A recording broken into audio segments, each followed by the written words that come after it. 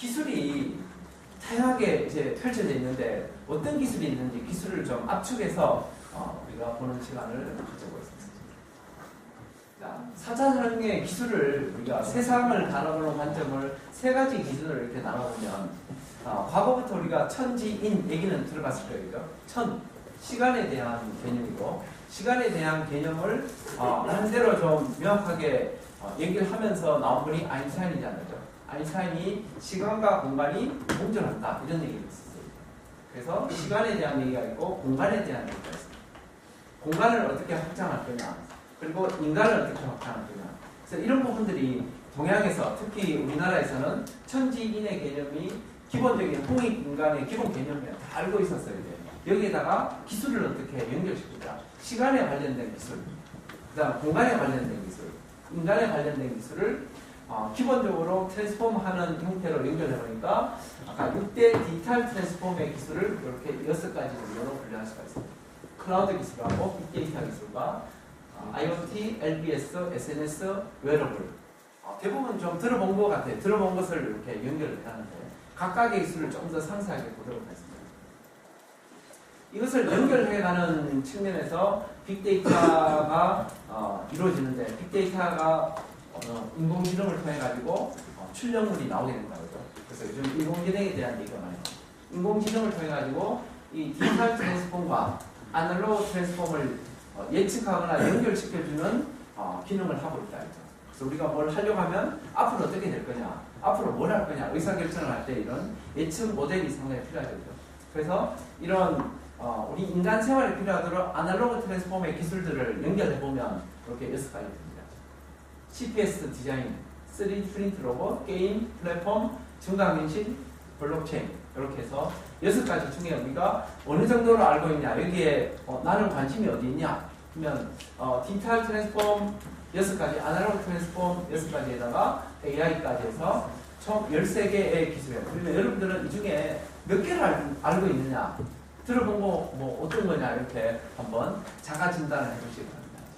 이것을 딱 우리가 공학적인 형태로 순서를 딱 해보면 트랜스폼 사물들을 연결시켜주는 IoT 사물 인터넷 기술이 어쩌면 기계공학과 딱 매칭이 되는 항목이 되는 거예요. 기계공학의 모든 물건에다가 센서 붙여놓으면 다 IoT가 되는 거죠. 그 다음에 LBS, 공간에 대해서 어떻게 공간 정보를 활용할 거냐 그리고 빅데이터 공간에 클라우드를 어떻게 쓸 거냐 가치 있는 거대한 데이터를 어떻게 만들 거냐 그리고 웨어러블, 옷에다가 전부 다 정보를 주는 거예요. 그리고 SNS 연결망 이 6가지가 디지털화 시키는 기술이라고 하면 이것을 다시 또 아날로그화 시키는 기술이 인간을 위해서 서비스로 디자인을 어떻게 만들 거냐 그리고 우리가 많이 좀 쓰고 있는 3D 프린터 증강 가상현실이 들어가는 거고 그리고 또 금융 쪽에서도 이런 기술이 공학이 들어갑니다. 그래서 블록체인을 하면 여러분들이 돈을 벌 수 있는 방법을 좀 이해할 수가 있어요. 그리고 오토의 동기부여하는 게임 기술이 엄청나게 발달되어 있고 그리고 또 비즈니스가 이루어지는 형태로 플랫폼 기술이 있어요. 그래서 이런 아날로그 트랜스폼과 디지털 트랜스폼을 연결해가는 것이 AI다. 그래서 인공지능이 원래는 우리 뇌 속에 AI가 다 있어요, 그죠? 그것을 제대로 관련하지 못하는데 최근에 이제 AI 장비들이 막 나오기 때문에 우리가 뇌를 어떻게 대체할 수 있을 거냐. 그래서 최근에 나온 학문이 이제 뇌과학이라는 학문이 막 인기를 끌고 있어요, 그죠? 다 인공지능 때문에 나온 학문이라고 볼 수 있어요. 그래서 예를 들어서 냉장고에 식재료가 있어요. 그럼 식재료가 어떤 게 있는지 어떻게 알 수 있냐. 그래서 이번에 LG에서 제품이 나왔어요. 그죠? 냉장고 문을 떡떡 두드리면 냉장고 안에 무슨 제품이 있는지 화면이 확 투명하게 보이면서 보이도록 되어 있는 냉장고가 들어있어요. 그러면 냉장고 안에 식재료 이렇게 문을 열어봐야 되는 것이 아니라 문 열지 않고 안에 식재료가 어떤 것이 있는지를 확인할 수 있어요. 그 식재료를 다 생각해가지고 문 열고 꺼내서 요리사가 레시피를 가지고 요리를 하는 형태가 지금 현재 상황이죠. 그러면 이것을 잘 할 수 있도록 맛있는 요리를 누구나가 잘 할 수 있도록 만들어가면 좋겠죠. 지금은 전문 셰프가 그냥 맛있게 만드는데 아무나 그냥 내가 관심 있으면 요리를 다 만들 수 있는 형태의 AI가 개발되고 있죠. 이런 로봇도 있고 그리고 어떤 데이터를 이렇게 클라우드 상에 올리고 이 클라우드 상에서 데이터를 연결해가지고 빅데이터를 만들어서 인공지능 알고리즘으로 가서 최신 모델로 이렇게 예측을 한다. 그래서 이 요리하는 거와 우리가 뭔가 예측하는 거와 연결해보면 거의 유사한 형태가 되는 거죠. 뭔가 이런 클라우드에 DB를 넣을 수 있는 장소가 있고 그 다음에 각각의 데이터가 식재료와 같이 데이터의 특징들이 있고 그 다음에 요리를 하는 나름대로의 절차와 알고리즘이 있어요. 이 알고리즘을 통해 가지고 최종적으로 결과 만들어내는 거예요. 또 우리가 지금 뭔가 제품을 개발하거나 장비를 개발하거나 이런 것도 다 비슷한 형태로 합니다. 그래서 첫 번째 6대 디지털 트랜스폼 조금 빨리 한번 얘기를 해보겠습니다. 여기 들어가는 거죠. 그래서 IoT에 대해서는 여러분들이 대충 다 이해할 거예요. 많이 좀 들어본 얘기가 있고 PC의 네트워크를 통해 가지고 IoT 네트워크를 통해 가지고 어떤 물질들 간의 정보를 교환하는 형태로 간다. 그래서 각각의 장비들을 어떻게 보면 연결시켜 가지고 인공지능으로 이런 클라우드 속에서 빅데이터를 연결해 놓으면 만약에 어떤 물건이 있을 때 그 물건에 센서를 달아가지고 어떻게 작동하는지 결과들을 다 이제 알 수가 있다 이런 거죠. 그래서 이런 인간과 공간 간의 관계, 그래서 이런 데이터가 우리 현장이나 아니면 공장 생산 현장이나 아니면 실험실이나 아니면 학교나 모든 부분에서 일어나는 상황들에 대해서 데이터가 들어가니까 이 데이터가 다 모이면 그래서 우리가 학교에서 수업할 때도 자동 출결하는 것도 이렇게 IoT 장비를 쓰는 거죠. 그죠? 장비를 써가지고 전체적인 데이터가 DB로 구축이 된다. 이런 형태가 진행되는데 핵심적인 기술은 뭐냐 하면 이걸 하려면 센서가 있어야 되겠죠. 그래서 앞으로 센서 기술이 발달될 거예요. 그리고 지능을 어떻게 연결해가는 대퇴지능이 가지고 있고 사물 학습을 위해서 머신러닝이라 해서 기계학습이라는 개념이 들어갑니다. 이런 것들이 많이 좀 크게 활성화되면 스마트 시티 이런 것들도 연결이 다 될 수가 있고 그리고 공장에서도 지금 스마트 팩토리 얘기를 많이 하는 거죠. 스마트 팩토리가 이루어지면 이 가장 중요한 부분이 IoT 기술이 들어가야지 스마트 팩토리가 적용이 되는 거예요. 그래서 모든 부분에서 공장, 도시, 헬스 모든 부분에서 스마트를 다 붙이는 것은 IoT 기술이 들어가기 때문입니다. IoT 기술이 들어가면 스마트한 형태가 들어간다. 여러분들도 머릿속에 칩 하나 넣으면 이제 스마트 인간이 되는 거죠. IoT 장비가 되는 거죠. 지금 가장 쉽게 나와 있는 것이 콘센터 이런 거 있죠. 콘센터 가지고 조명 제어하는 거 이런 것들이 다 IoT 기술을 적용한 거다. 그다음 두 번째 LBS 기술. LBS는 위치를 어떻게 정보화 시켜주는 거예요. 요즘 뭐 위치에 대한 정보, 내가 어디에 있으면 내가 주변에 친구가 누가 있는지 이것을 우리가 다 정보를 받을 수 있어요. 그죠? 이런 것들이 위치 기반한 정보 서비스라고 볼 수가 있어요. 지금 여기 같이 있어도 되고 멀리 있어도 위치 기반해서 누가 어떤 상태인지 우리가 파악할 수 있는 형태로 하는데 이것은 주로 이제 스마트폰을 중심으로 해서 많이 알 수가 있어요. 친구가 어디 있는지, 부모님이 어디 있는지 뭐 이런 것들을 다 이제 활용해서 위치 파악을 할 수 있는 서비스를 많이 개발하는 거죠. 정보통신으로 연결해서 이 서비스가 개발되려면 첫 번째는 정보의 양이 중요하고 두 번째는 정보의 속도가 중요해요. 그죠? 양과 속도 이렇게 해서 지금 5G가 넘어가면 이런 분야의 서비스가 엄청나게 많이 생깁니다. 속도가 엄청나게 빠르기 때문에. 그죠? 그래서 인간을 보면 이렇게 여러분들이 신발에서부터 모든 부분에서 가지고 있는 물건들을 다 그냥 연결시킨다. 그래서 생체 인터넷을 연결시키는 것을 웨어러블 기술이라고 합니다. 그러니까 여러분들도 자신 아바타를 하나 만들어봐요. 나의 모양을, 얼굴 모양을 다 그려놓고 여기에다가 뭘 쓰고 있는가 이런 걸 하나씩 다 들어가면 생체 정보를 다 가질 수가 있어요. 생체 정보의 가장 기본은 오감 기술이에요. 그래서 우리가 오감 기술을 어떻게 응용할 거냐 이런 부분들도 나중에 좀 얘기를 하겠습니다. 그래서 이런 스마트 기기를 통해서 생명과 연결해가는 바이오 기술로 들어간다. 그래서 이런 바이오 기술을 원격으로 들어가면 원격 치료. 내가 지금 계속해서 이런 센서를 들고 작동을 하면 거기에 맞춰가지고 나의 생활이 곧 나의 의료 기능 뭐 이런 것들이 다 연결되는 형태로 간다. 그리고 또 소셜 네트워크 시대에 페이스북부터 여러 가지 소셜 네트워크 종류가 많아요, 그죠? 그래서 나는 어떤 걸 쓰고 있느냐, 그리고 이걸 어떻게 쓸 거냐 이런 부분에 대해서도 같이 한번 고민을 하면 좋겠다, 그죠? 그 다음에 집단적으로 어쩌면 개인이 집단적으로 이렇게 살려면 집단들 간에 뭔가 좀 서로가 연결되는 측면에서 도움되는 게 생기죠. 그죠? 어떻게 연결할 거냐. 그래서 연결해가는 것이 이런 원리들을 통해 가지고 서로가 같이 협력해가는 형태로 간다. 그 다음에 이제 어떤 데이터를 다 모아놓는 집이 좀 필요하잖아요. 그래서 이것을 우리가 클라우딩 컴퓨터라고 클라우딩 서비스를 다 쓰고 있죠, 그죠? 네이버도 있고 지금 클라우딩 서비스를 제일 많이 써가지고 돈을 버는 데가 아마존입니다. 아마존이 이 사업을 해가지고 수익을 많이 얻고 있습니다. 그래서 클라우드 서비스의 형태가 이렇게 나눠져 있대요. 업무에 대한 클라우드 서비스, 미들웨어, 서버. 과거에는 그냥 ERP 이런 형태로 서버만 들어섰는데 지금은 이렇게 클라우드를 써가지고 들어가고, 만약에 우리가 파워포인트 이런 걸 쓰더라도 파워포인트를 과거에는 PC 단위로 놨었는데 지금은 클라우드로 해서 인터넷으로 사용할 수 있는 형태로 변화가 되고 있다. 그래서 이런 클라우드를 응용해가지고 데이터를 어떻게 모을 거냐. 그래서 데이터를 가치를 좀 만들어가는 순서가 이렇게 됩니다. 빅데이터가 발생되면 수집해가지고 저장하고 알고리즘으로 지능을 통해가지고 예측을 해가는 단계로 이렇게 진행이 된다.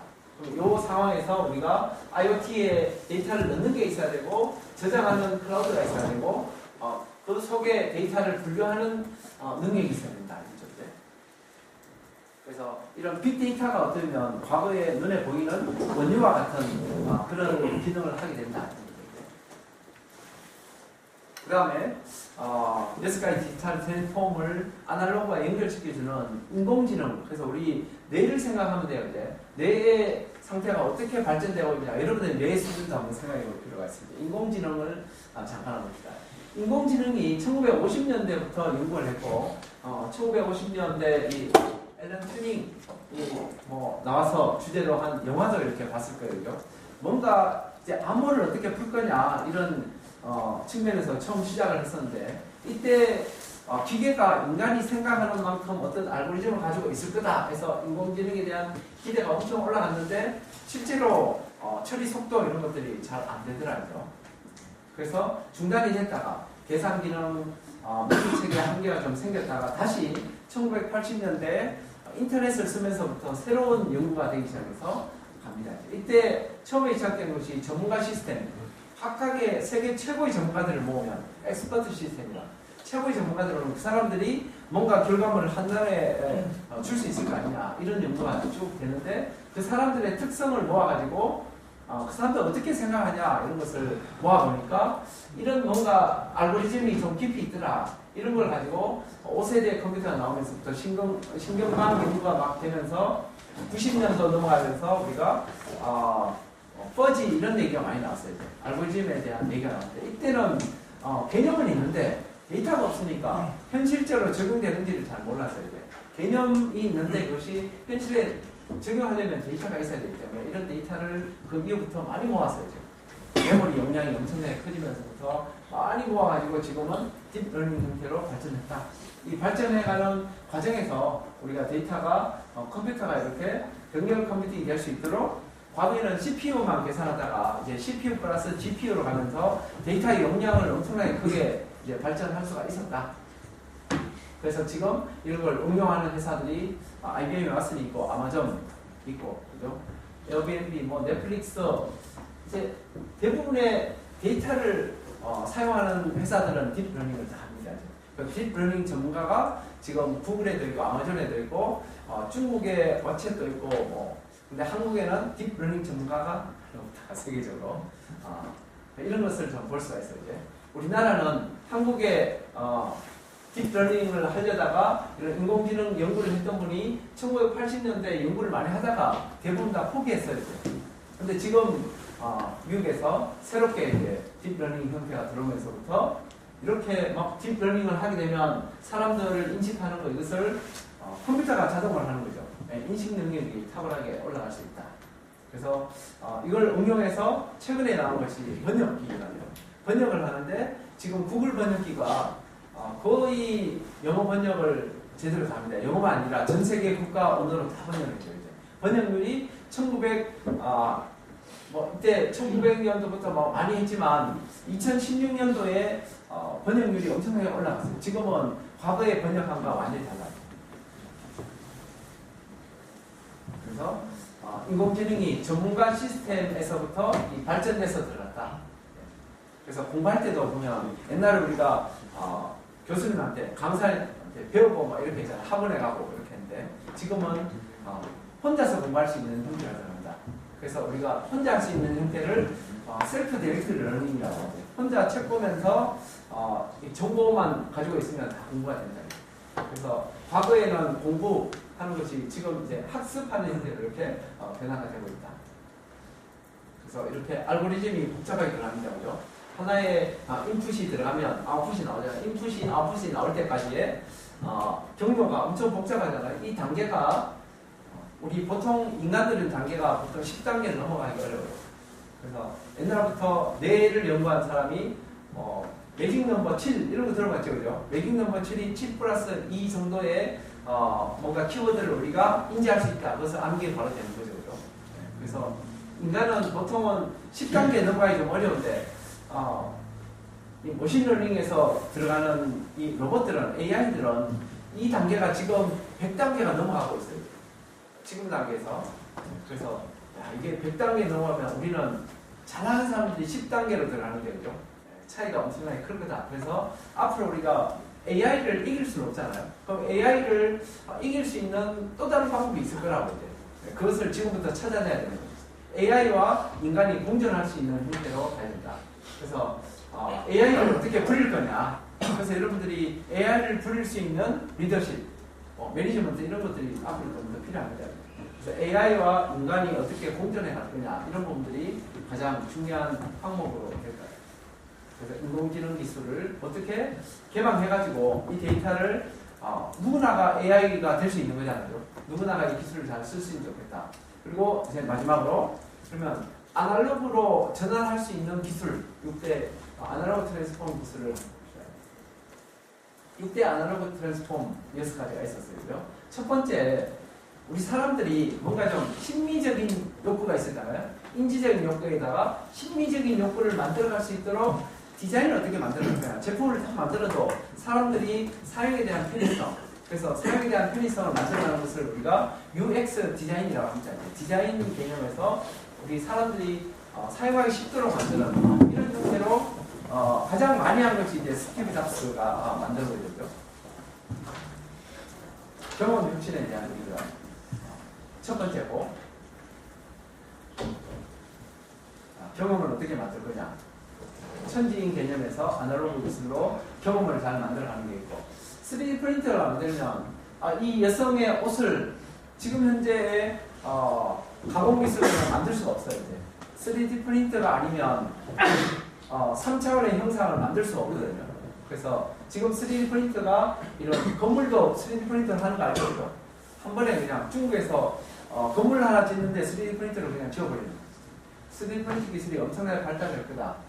그리고 우리가 지금 많이 쓰고 있는 것이 금형, 그 다음에 공작기계 CNC 뭐 이런 부분에서 다 들어가서 여기도 기술이 아주 발달될 거다. 이제 앞으로 금형이 없어지고 3D 프린터가 다 대체될 가능성도 많아요. 그죠? 앞으로 얼마나 걸릴지 시간에 대한 개념이 있지만, 그러면 지금 금형 공부를 해야 되나요? 말아야 되나요? 이런 딜레마에 빠지는 거예요. 그 3D 프린터 제조업의 대혁명이 이렇게 이루어지고 있다. 그리고 3D 프린터 관련해서 로봇 산업도 발달되고 있다. 로봇이 지금 산업형 로봇, 그 다음에 가정용 로봇이 막 들어오고 있어요. 그죠? 가정용 로봇.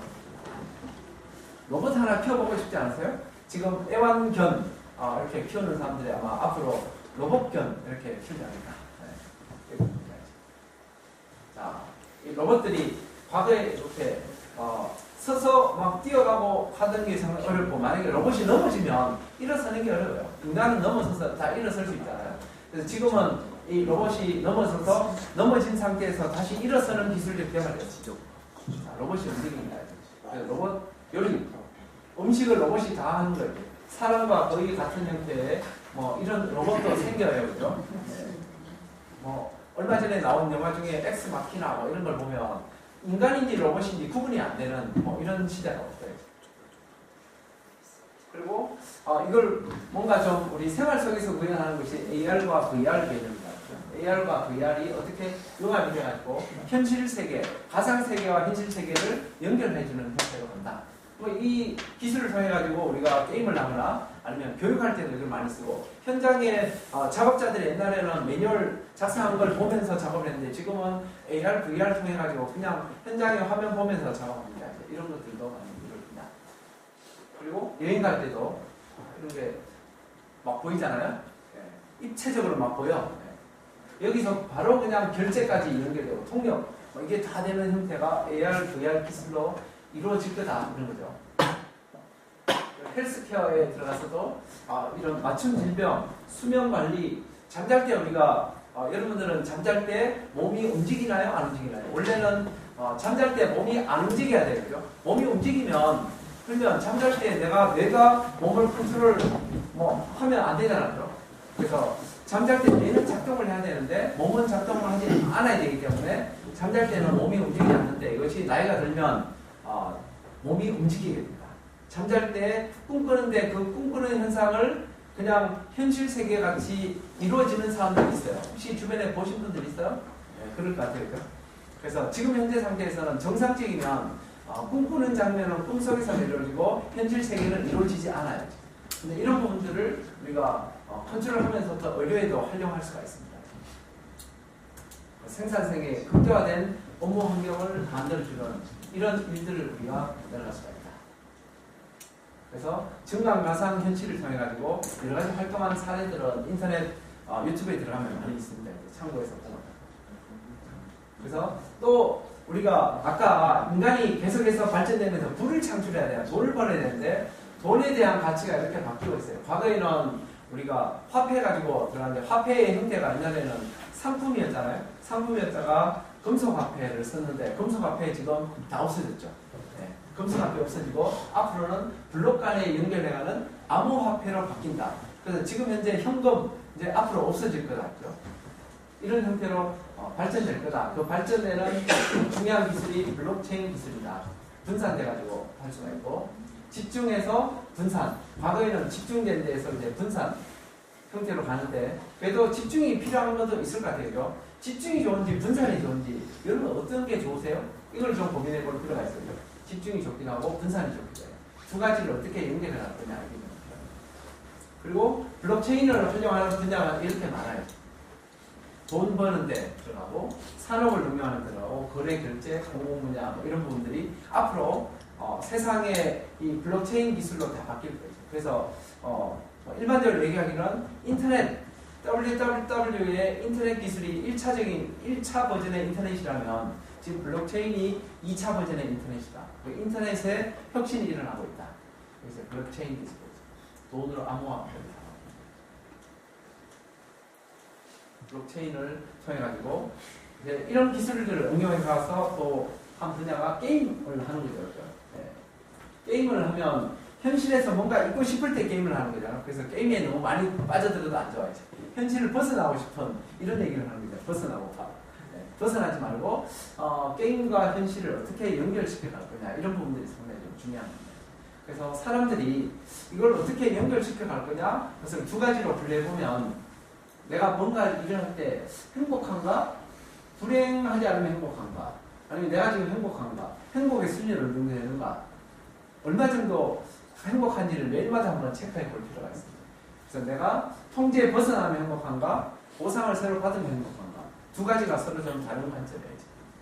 그래서 요즘 나온 얘기 중에 행복할 수 있는 가장 쉬운 방법은 뭐냐? 그래서 사람들을 가장 행복하게 만드는 방법 중에 하나가 돼지고기를 먹는 거다.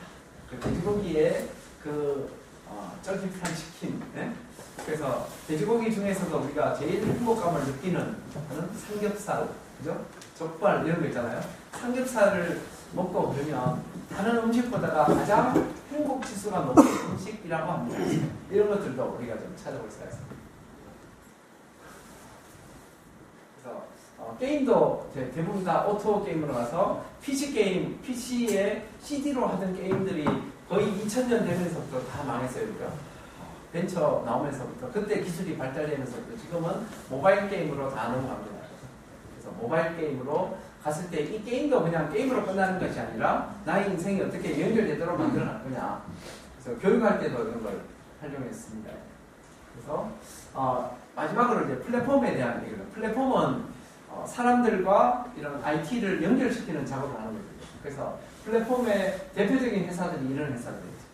애플, MS 이런 회사들이 플랫폼을 가져가는데 플랫폼은 어떻게 보면 이렇게 초융합하는 플랫폼이 있고 초연결하는 플랫폼이 있다. 그래서 수평적으로 펴져 있는 플랫폼과 수직적으로 아주 크게 연결되는 플랫폼이 두 가지가 복합적으로 흘러갈 거다. 이런 거죠. 플랫폼이라는 것은 우리가 수학적으로 봤을 때 AX 플러스 BX, CX면 여기다 A 플러스 C가 있고 X가 있잖아요. 그러면 여기에 X는 공통적인 거고 A, B, C는 핵심 영역이야. 그러면 요 갈로 속의 비용이 X보다 비싸다면 어떻게 될까? 이런 거 한번 고민해 보세요. 이제. 이런 얘기들을 좀 생각해 볼 필요가 있다. 그래서 이때에 공통적으로 들어가는 거 이것이 플랫폼이야죠. 그래서 어떤 플랫폼 사업자들이 다 X도 하고 A, B도 하고 이걸 다 하겠다는 플랫폼들인데 이게 안 되는 거죠. 이제. 그래서 성공을 하려면 이 플랫폼을 제대로 좀 찾아볼 필요가 있다. 그래서 공통 역량 X를 찾는 거 이게 플랫폼의 핵심입니다. 그리고 각각의 개인은 A, B, C 중에서 내가 핵심 역량이 뭐냐 이걸 찾는 게 중요합니다.